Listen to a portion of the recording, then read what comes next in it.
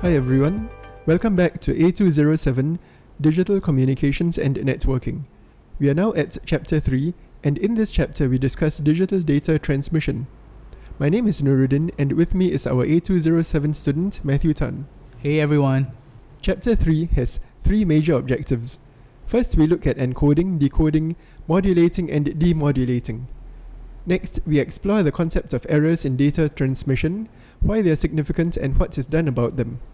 Finally, we also look at inter-networking devices versus intra-networking devices. In the world of computers and networks, data is sent and received as ones and zeros. We call this digital data. Audio such as human voice works on different principles and is called analog data. Digital data uses ones and zeros because that is the basic unit of measurement in a computer. A zero means there is no power, hence no signal. A 1 means the opposite, there is power, and hence a signal. An analog signal, on the other hand, uses an older method of transmission, namely the sine wave. This is because sound travels in waves, and the same applies to all energy waves from infrared to visible light, all the way to ultraviolet light.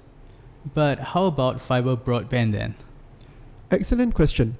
That form of data is transmitted digitally in controlled pulses of ones and zeros, and is a more advanced method of data transfer that we will talk about later on in the module. This brings us to the general shape or waveform of analog and digital data. The nature of waveform data is continuous, hence the shape of slopes and troughs seen in waveforms. Digital data, on the other hand, is clearly defined as ones and zeros with squared corners. So what was the sine wave that you mentioned earlier? I'll get to that detail in a minute, but the thing to remember about a wave is that it represents how a signal gets heard over a period of time. So when we represent it mathematically or as a graph, it will appear to be continuous. Analog signals at their simplest form start off as a sine wave. As the signal gets more complex, it becomes a more composite analog signal, which is actually made up of multiple sine waves of different sizes. And moving on to the principle of the sine wave itself, it is shown as a slanted S shape on a graph. A sine wave represents data being sent continuously over time and is the basis of the sound wave. Next, we look at the principle of amplitude. On the graph, amplitude represents the height of a wave. In real terms, amplitude is the measurement of how loud the sound actually was. In addition to amplitude, sound waves also have frequency, which is a measure of how often the sound repeats itself over the same period of time. Taking the two principles together, frequency and amplitude give character to a sound, such as tone, pitch, loudness, and how often you hear the same sound repeats itself.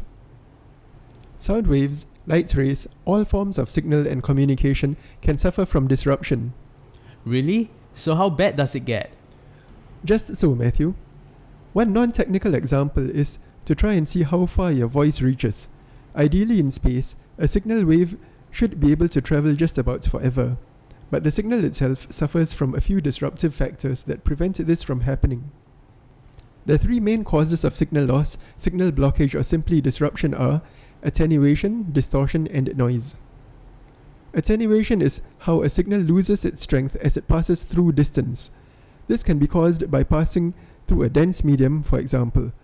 Or imagine how a heat ray can lose much of its strength simply by passing through cold air. Outer space is freezing cold, and this causes signal to lose energy or strength over time. Attenuation problems are solved through the use of an amplifier. But isn't an amplifier part of a sound system? Oh yes, it is. And in a hi-fi system, the amplifier works to boost the sound volume by supplying extra power. Do you notice that your Windows sound controller includes an amplifier? Yeah, now that you mentioned it. So does that mean it does what the definition says? Yes, it does. But this time, it uses software programming to analyze and power up a sound signal. The next problem faced by signal transmission is distortion. Distortion is any deformation in the signal waveform. That's the shape of the sine wave. As you can see from the diagram, distortion is a phenomenon that can be detected through pattern analysis and thus corrected. Finally, we look at noise as a source of signal impairment. We'll use the example of a class full of talkative students and a single teacher who has to shout to be heard. The teacher's shouting represents the additional signal strength needed to overcome the base level of noise. Doesn't that sound very much like attenuation and amplification? The principles sound similar, but noise is an environmental issue, not a signal strength issue to begin with.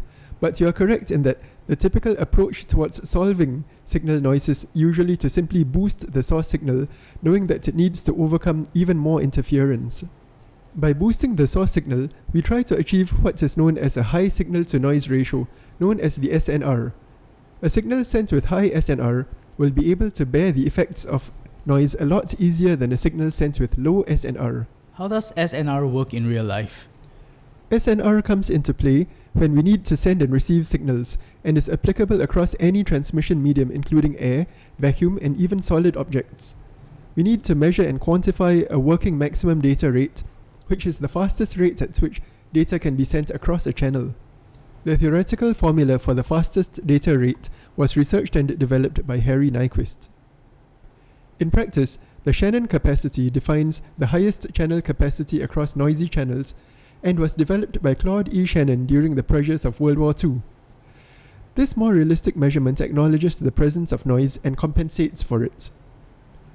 In A207, we need to understand that data is passed between both data and analog devices, and thus needs to be converted back and forth from digital to analog or vice versa depending on where the data comes from and the type of receiving device. Our final area of study in this chapter is a look at the differences between networking devices. Based on the diagram above, routers are classified as internetworking devices. This, remember, is because of the ability to send data from one network to another. One device not shown above is the switch. Can you guess where it lies on the diagram above? A switch sends data within the network, right? So it should sit between a repeater and a bridge as a networking device? That's correct. Excellent work, Matthew. Another thing to note is that nowadays, gateways and routers are viewed as one and the same, so in terms of product and technical capability, they mean the same thing. This diagram shows the level of connection between devices and the OSI reference model. Remember that a switch is a layer 2 device. This ends our discussion on Chapter 3 of A207 Data Communications and Networking. Remember to post any questions onto Google Classroom. Work hard, work smart, work your way to your dreams.